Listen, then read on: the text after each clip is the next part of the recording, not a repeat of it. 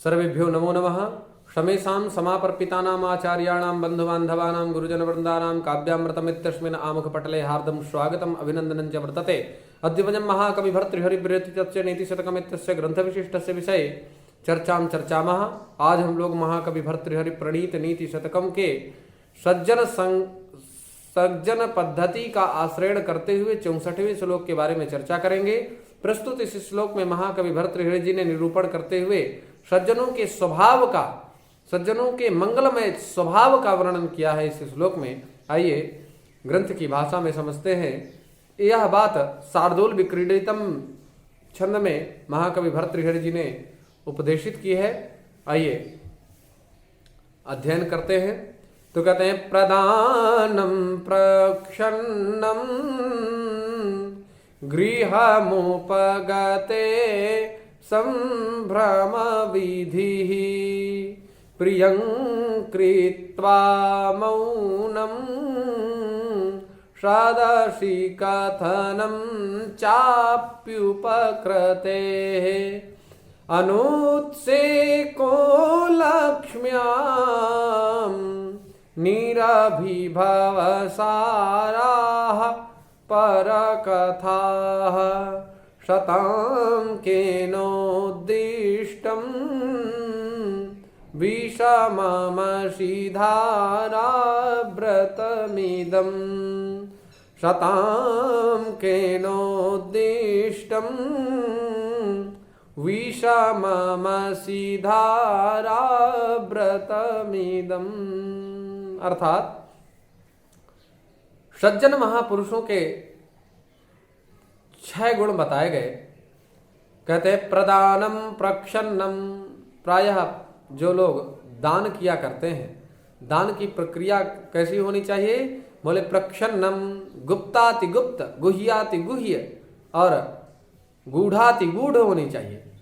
दान हम करते हैं तो प्रायः आप लोग देखते होंगे इधर सेल्फी उधर सेल्फी और चारों तरफ ये प्रदर्शित करना है कि हमने आज दान किया। अरे हम भी दान करते हैं, हम दान करते ही रहते हैं। इस भाव का प्रदर्शन तो दान कहते हैं। स्वास्वत्व निवृत्ति पूर्वक परत्व प्रवृत्ति ही उसको दान कहते हैं। यह मेरा है इस प्रकार का जो भाव है उससे निवृत्ति हो जाए और परत्व प्रवृत्ति हो जाए, दूसरे व्यक्ति की प्रवृत्ति हो जाए और वो दान गुप्त रूप से किया जाए। तो सज्जन प्रायः क्या करते हैं? कहते हैं प्रदानम, जब दान करते हैं तो प्रक्षन्नम, गुप्त रूप से दान दिया करते हैं। और गृहम उपगते, गृहम अर्थात घर में, उपगते माने आए हुए, संभ्रम विधि अर्थात जब कोई घर में कोई अतिथि आते हैं तो उनका विधिवत सत्कार करते हैं। और यदि दान करते हैं कुछ तो किसी से जो है कहते नहीं है, गुप्त रूप से उसको उपस्थापित रखते हैं, गुप्त रूप से उसको दे देते हैं। केवल 2 लोग ही जान पाते हैं, एक दान लेने वाला, एक दान देने वाला। अब प्रायः आप समाज में देखते होंगे जब दान होता है, फला महोदय ने इतना दान दिया, तो वो दान नहीं है, वो दान नहीं है। उसको तो आप ये कहिए कि पूर्व जन्म में कोई ऋण रहा होगा, उसको उन्होंने दे दिया। दान तो वही है जो गुप्त रूप से किया जाए। ये भर्तृहरि जी कह रहे हैं, मैं मनमुखी बात नहीं उपस्थापित कर रहा हूं। और गृहमुपगते संभ्रम विधि, घर में आए हुए अतिथियों का स्वागत सत्कार करते हैं।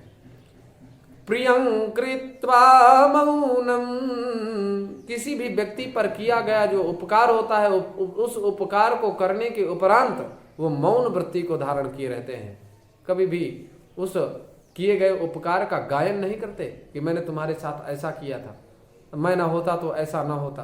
अरे भाई, इस संसार में कोई किसी का कार्य सिद्ध थोड़ी ना करता है, केवल निमित्त मात्र बन जाता है।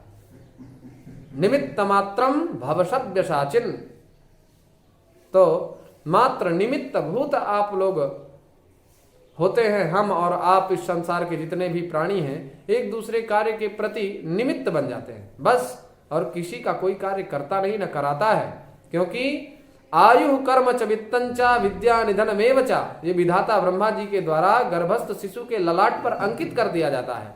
फिर कौन किसका क्या कराता है? कुछ नहीं। तो कहते हैं प्रियम कृत्वा मौनम, यदि कोई उपकार वो कर भी देते हैं सज्जन महापुरुष, पहले तो अपकार किसी का करते नहीं, उपकार ही करते हैं, तो उपकार जो महापुरुष सज्जन महापुरुष करते हैं वो किसी से कहते नहीं हैं। और सदसि कथनम चाप्युपकृते, और सज्जनों के ऊपर किए गए जो उपकार होते हैं वो प्रायः बताते रहते हैं कि भाई साहब आप ना होते तो हमारा ये कार्य ना होता, आप ना होते तो ये कार्य हमारी, ये इस कार्य की सिद्धि ना होती। लेकिन वहीं पर जो दुर्जन होते हैं वो इसका ठीक विलोम करते हैं, उनके द्वारा किया गया जो उपकार उसको तो गाते ही रहते हैं और उनपे जो उपकार किया जाता है उसको कभी नहीं बताते। यही सज्जन और दुर्जन में भेद है। और अनुत्से को लक्ष्म्याम, प्रायः लक्ष्मी जब किसी को प्राप्त हो जाती है तो वह अहंकार पूर्ण हो जाता है। तो भरतृहरि जी कहते हैं जो सज्जन महापुरुष होते हैं अनुत्सेकः गर्व रहिता, अर्थात जो सज्जन महापुरुष होते हैं वो अहंकार शून्य होते हैं, चाहे कैसी भी स्थिति आ जाए, क्यों ना आ जाए, क्योंकि लक्ष्मी मदिरा की बहन है। आप लोग जानते होंगे समुद्र मंथन में ही ये निकली थी, तो उसी समुद्र से मदिरा भी निकली थी और उसी समुद्र से लक्ष्मी भी प्रकट हुई थी। तो प्रायः आप जानते होंगे कि मदिरा या मदम, ऐसा बाण भट्ट जी ने निर्देश किया है कि मदिरा से मानो इसने मद को अंगीकृत किया है लक्ष्मी ने। तो वही लक्ष्मी को प्राप्त करने के बाद आप शराबी को देखते होंगे नशे में झूलता रहता है, मुझे पीने का शौक नहीं, पीता हूं गम भुलाने को, ऐसी स्थिति होती है। तो लक्ष्मी को प्राप्त करने के बाद भी एक प्रकार का नशा होता है, जो कुछ करता हूं मैं करता हूं, जो कुछ कर सकता हूं मैं ही कर सकता हूं, इस प्रकार का मद आ जाता है, अहंकार आ जाता है। और निरभिभवसाराः परकथा, अर्थात पर कथा, अर्थात पर माने दूसरा, कथा माने प्रसंग, किसी दूसरे व्यक्ति की अगर चर्चा हो रही हो, परिचर्चा हो रही हो, फला व्यक्ति ऐसे हैं भैया, तो हम लोग क्या करते हैं, उनकी सराहना ना करते हुए निंदात्मक वर्णों का प्रयोग कर देते हैं, निंदात्मक स्थिति हो जाती है हमारी। तो सज्जन महापुरुष जो होते हैं वो कदापि किसी की निंदा नहीं करते हैं, करते हैं तो केवल उनकी सराहना, उनके गुणों का ख्यान, क्योंकि जो सज्जन होते हैं वो दोषों में भी गुण को खोज लेते हैं और जो दुर्जन होते हैं वो गुणों में भी दोषों को खोज लेते हैं। जी, इनमें अलग, दोनों में अंतर है। तो कहते हैं सताम केनोदिष्टम, अर्थात सज्जनों के लिए किसने उपदेश दिया है ऐसे अशिधारा व्रतम, तलवार के सदृश अत्यंत क्लिष्ट इस व्रत को, अत्यंत तलवार की धारा के समान जो व्रत है, ऐसे व्रत को किसने उपदेश किया है भैया, जो कि इतना क्लिष्ट है, जो सभी लोगों के द्वारा किया नहीं जा सकता, अर्थात अत्यंत क्लिष्ट है। कोई कोई महापुरुष ही इन बताए गए नियमों पर चल पाता है। प्रायः उपदेश की स्थिति, हमारे संस्कृति और संस्कारों का हनन इस समय क्यों दिख रहा है, क्योंकि हमारे सज्जन महापुरुष जागरूक तो हैं, लेकिन इससे भी यदि और ज्यादा जागरूक हो जाएंगे तो हमारी संस्कृति का निश्चित रूप से उत्थान हो सकता है। लेकिन प्रायः होता क्या है, उपदेश कुशल होते हैं, उपदेश तो ऐसा देते हैं कि महाराज आपके पूरे रोम रोम रोमांचित हो जाएं, लेकिन जब तदनुकूल आचरण करने की बारी आती है तो प्रायः अंग शिथिल पड़ जाते हैं। केवल उपदेश, तभी भर्तृहरि जी अपनी वेदना पहले ही ग्रंथ के आदि में ही कहते हैं कि जीर्ण मंगे सुभाषितम। केवल यही कारण है हमारे संस्कृति और संस्कार का जो उत्थान नहीं हो पा रहा है। शायद हमारे भारत देश में जितनी संस्कृत की यूनिवर्सिटियां हैं उतनी अन्य भाषाओं के उत्थान के लिए नहीं है, लेकिन जितना संस्कृत का ह्रास है उतना अन्य भाषाओं का ह्रास नहीं है। ये पीड़ा होती है। लेकिन को करी तर्क बढ़ावे शाखा। तो आइए क्लिष्ट पदों का चर्चा करते हैं, क्लिष्ट पदों के बारे में जानते हैं। प्रधानम प्राउपसर्ग पूर्वक डुनाई दाने धातु से ल्युट प्रत्यय होता है तो प्रधान यह पद निष्पन्न होता है। प्रक्षन्नम गुप्तम, आप लोगों ने पढ़ा होगा, प्रक्षन्न गुप्तम धनम, पूर्व में चर्चा हो चुकी है। गृहम गृह्यते धर्ममाचरणाय, जिसको धर्म आचरण के लिए, धर्म के पालन के लिए जिसका ग्रहण किया जाता है उसको घर कहते हैं। तो कहते हैं ग्रहु उपतापे धातु से का प्रत्यय होता है तो गृहम यह पद निष्पन्न होता है। उपगते उपसर्ग पूर्व गम निर्गत धातु से एकता प्रत्यय होता है, सप्तमी एक वचन में उपगते पद निष्पन्न होता है। संभ्रम विधि, सम उपसर्ग पूर्वक भ्रमु अनवस्थाने धातु से गई प्रत्यय होता है तो संभ्रम यह पद निष्पन्न होता है। विधि वि उपसर्ग पूर्वक दुधाई धारण पोषण यो धातु से की प्रत्यय होता है तो विधि यह पद निष्पन्न होता है।